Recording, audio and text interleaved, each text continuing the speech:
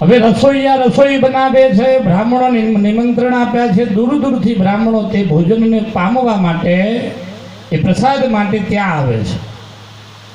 એ જ સમયે રસોઈ ચાલુ છે ને સામે આકાશમાં એક સમડી પોતાના મુખમાં એક સર્પને પકડી અને ઉડતી હોય છે.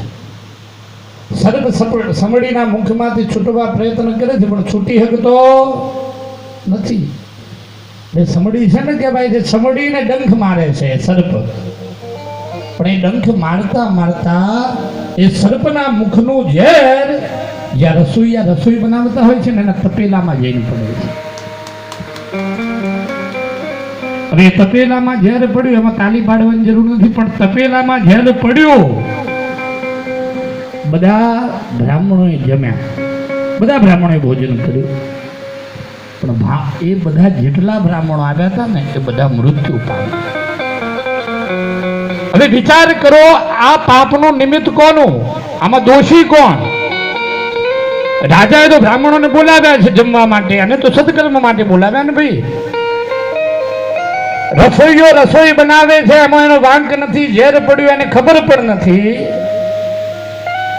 ઉપર સમડી ઉડે છે, સર્પે દંશ દીધો, એને પણ ખબર નથી કે મારું ઝેર તપેલામાં પડશે ને બ્રાહ્મણો મૃત્યુ પામે છે.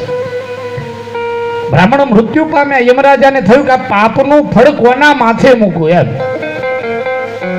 હવે તમે કહો આમાં જવાબદાર કોણ? રાજાનો વાંક છે બેનો? રાજાનો વાંક નથી, એને તો સારું જ કર્યું, બ્રાહ્મણોને ભોજન માટે બોલાવ્યા છે. રસોઈયાનો વાંક નથી, એને તો બ્રાહ્મણોને સ્વાદિષ્ટ રસોઈ બને, વ્યંજન બને માટે પ્રયત્ન કર્યો છે. નથી બ્રાહ્મણોનો વાંક, નથી રસોઈ કરવા વાળા રસોઈયાનો વાંક, નથી બ્રાહ્મણોનો વાંક. યમરાજાએ થયું બ્રહ્મ હત્યા તો થઈ, પણ આ ફળ, આ પાપનું ફળ કોના માથે ચડાવો? થોડા વર્ષો વીતી ગયા, રાજાને બહુ દુઃખ છે. એ જ સમયે 10 બ્રાહ્મણો એ ગામમાં પ્રવેશ કરે છે, બીજા 10 બ્રાહ્મણો, અને કોઈ માજી બેઠા છે ગામના નાકે ને બાને પૂછે છે કે બા રાજાનો મહેલ કઈ તરફ છે? એટલે બાએ કહ્યું ક્યાંના છો? કે બહુ કાશીથી આવીએ છીએ ને અમારે ભોજન માટે રાજાના મહેલે જવું છે એમ. એટલે બાએ કહ્યું કે રાજાનો મહેલ તો સીધે સીધો રસ્તો જાય એ બાજુ છે, પણ એક વાત કહું સાંભળીને જાઓ, રાજાના ઘેર જમતા નહીં. કારણ આજથી વર્ષો પહેલા 100 બ્રાહ્મણોનો જમણવાર કર્યો તો, અને ભોજન સમારંભમાં 100 બ્રાહ્મણોનું મૃત્યુ થયું. યમરાજાને ખબર પડી કે જે પાપ છે ને, આ જે 100 બ્રાહ્મણો મળ્યા એ રાજાનું પાપ નથી, પણ એ પાપનો ભાર ચડાવ્યો ડોશી ઉપર. વાતને સમજો, કોઈ દિવસ કોઈની નિંદા ન કરતા. ફક્ત તમે આ નિમિત્ત બન્યા છો કથા શ્રવણ કરવાનો, પણ ભાગ્યશાળી છો. જેમ પાપનો નિમિત્ત એ ડોશી ઉપર ચડાવ્યું યમરાજાએ, એ જ રીતે પુણ્યનું નિમિત્ત જે યજમાન તો છે એને તો મળવાનું જ છે, પણ આ ધરા ઉપર જે બેઠા છો ને એ બધાને મળવાનું. તમારો ભરોસો હોવો જોઈએ કનૈયા ઉપર. મુંબઈ જાઓ ત્યારે લક્ઝરીમાં બધા હુઈ જાઓ છો સ્લીપિંગ કોચમાં. એક ભરોસો છે ડ્રાઈવર ઉપર કે આપણને ભડકાવશે નહીં, મુંબઈ પહોંચાડશે. ખરો ને બેનો? એક ડ્રાઈવર ઉપર તમને ભરોસો છે, પણ આ જગતની ગાડી ચલાવનાર પરમાત્મા ઉપર કોઈને ભરોસો છે? બધા બાધાઓ રાખે. હારું કર્યું તો મેં કર્યું. સાચું બોલો, તમારા દીકરાને કોઈ કન્યા બતાવે અને દીકરો સુખી થાય ને તો કન્યા દેખાડવા વાળો 10 વખત કે આપણે બતાવી દે, અને મુરતીઓ હલવાઈ જાય ત્યારે કોઈ કહ્યું કે આપણે બતાવીએ? ભરોસો તમારો ભારે હશે ને તો જ પરમાત્મા. જો યાદ રાખજો, પરમાત્માની કૃપાની જરૂર હોય તો તમારે પરમાત્માના શરણમાં જવાનું, બાકી પરમાત્માને તમારા કોઈની કમારી કોઈની જરૂર છે. ટૂંકાણમાં 2 મિનિટમાં આ વાતને પૂરી કરું. ભરોસો કેવો હોવો જોઈએ? પણ આપણે છે ને ભરોસા રાખનારને જ ભરોસો તોડી પાડીએ છીએ. એક બા હતા, સન્માનની બહુ, દીકરાની પતિ મૃત્યુ પામેલો, વિધવા. એમના ઘરમાં જેટલું અનાજ હોય ને એટલું 12 મહિના ચલાવે. 1 વીઘો જમીન. થોડા વર્ષો વીતા, થોડા કપરા વર્ષો આવ્યા, એમના કહેવાય છે ખેતરમાં અનાજ થયું નહીં. એ જ સમયમાં બાને મોતિયો આવ્યો. આંખે દેખાવાનું ઓછું થયું એટલે ડોક્ટર ફાઈ ગયા. ડોક્ટરે કહ્યું બા મોતિયો ભારે છે ને તમારે ઓપરેશન કરાવવું પડશે એમ. 500 રૂપિયા થશે.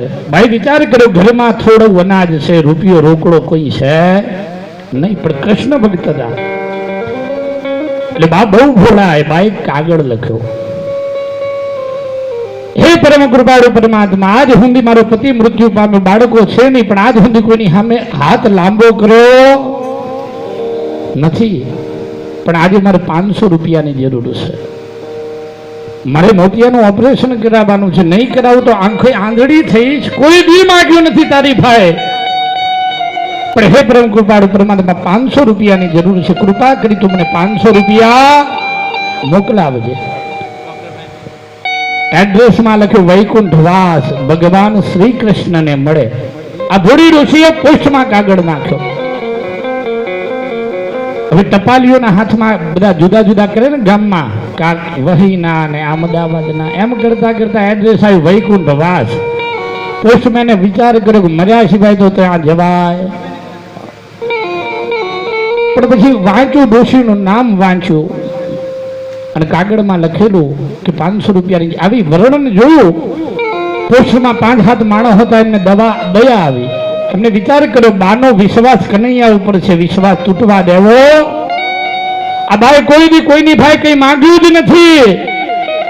આ છેલ્લી એમની ઉંમર છે, પણ એમનો ભરોસો ન તૂટવો જોઈએ. એ 5 પોસ્ટમાં માણસ હતા, થોડા થોડા કરી અને ભોળા કર્યા. 350 રૂપિયા થયા. કેટલા? 500 પૂરા ન થયા. એટલે પછી મેં વિચાર કર્યો બા 150 ની વ્યવસ્થા કરી દેશે, પણ 350 તો 350 મોકલાવો. 350 નું પરબડિયું કર્યું. જાણે મની ઓર્ડર વૈકુંઠમાંથી આવ્યો હોય એ જ રીતે પોસ્ટમેન ગયો કે બા વૈકુંઠમાંથી ભગવાન કૃષ્ણ તરફથી આ મની ઓર્ડર આવ્યો છે. બા બહુ રાજી થઈ ગયા. ભગવાન પ્રત્યે એમનો ભરોસો બધો. પરબડિયું તોડ્યું, નીકળ્યા કેટલા? 350 રૂપિયા. બાએ ફરી કાગળ લખ્યો કે હે પરમાત્મા, તારા ઉપર ભરોસો હતો અને મારો ભરોસો મજબૂત બન્યો, પણ તારો વાંક નથી. તે તો 500 મોકલાવ્યા, પણ આ પોસ્ટ ઓફિસ વાળા 150 રૂપિયા. એટલે આવું પણ થાય. પણ તમે બહુ ભાગ્યશાળી છો. શાસ્ત્રીજી બહુ વિદ્વાન છે. દેશ વિદેશમાં અનેક પ્રકારની કથાઓ, દેવી ભાગવત અને ખરેખર આપણે એક ભાગ્ય છે કે આ કોરોનાની તમે કથા સાંભળી શકો છો. બાકી વિક્રમસિંહ મારી ભાઈ છે. ખરેખર જે મેં કથા કરી નારોલામાં જે મને આનંદ થયો, હમણાં શુકન ગ્રુપના માલિક વિસનગરના, એમને મારી કથામાં 2.5 કરોડ ખર્ચો કર્યો હરિદ્વારમાં. પણ અમે વિક્રમભાઈ એવી વાતો કરતા રાતે કે જે આનંદ આપણને નારોલામાં મળ્યો એ આનંદ આજ સુધી કોઈ કથામાં મળ્યો. ભલે વસ્તી ઓછી હોય પણ ભાવ તમારો જાજો હતો. બસ આવો ભાવ રાખજો. ભગવાન તમારું કલ્યાણ કરે અને જીવનમાં સદૈવ કૃષ્ણની કૃપા પ્રાપ્ત થાય એવા એક બ્રાહ્મણ તરીકે મારા ખૂબ ખૂબ આશીર્વાદ. જય શ્રી કૃષ્ણ. જય શ્રી કૃષ્ણ.